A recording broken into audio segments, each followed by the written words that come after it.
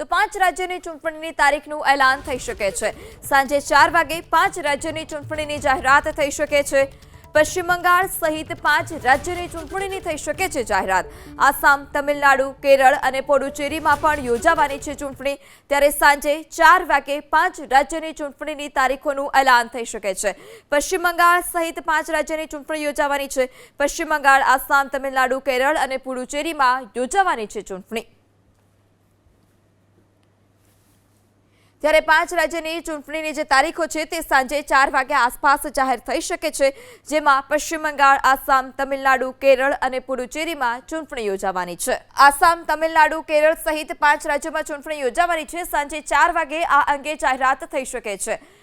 રાજ્યની ચૂંટણી અંગે તારીખનું જે એલાન છે તે થઈ શકે છે। 5 રાજ્યની ચૂંટણી યોજાવાની છે, જેમાં પશ્ચિમ બંગાળ, આસામ, તમિલનાડુ, કેરળ અને પુડુચેરીનો સમાવેશ થાય છે।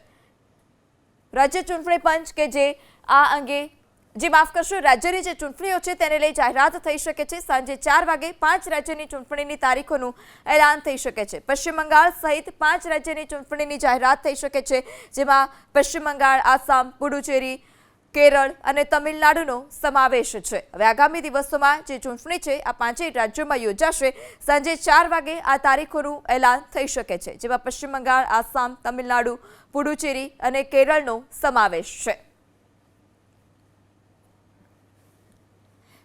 ત્યારે સાંજે 4 વાગે આ અંગે જાહેરાત થઈ શકે છે। પશ્ચિમ બંગાળ સહિત 5 રાજ્ય કે જ્યાં ચૂંટણીની તારીખોનું એલાન થઈ શકે છે। આસામ, તમિલનાડુ, કેરળ અને પુડુચેરીમાં ચૂંટણી યોજાવાની છે। સાંજે 4 વાગે કઈ તારીખે કઈ જગ્યા પર કયા જિલ્લામાં કયા રાજ્યમાં ચૂંટણી યોજાશે તેને લઈ માહિતી આપવામાં આવશે। અંકિત ગુપ્ता પણ આપણી સાથે જોડાઈ चुक्या છે। जी अंकित, इलेक्शन को लेकर क्या ज्यादा जानकारी?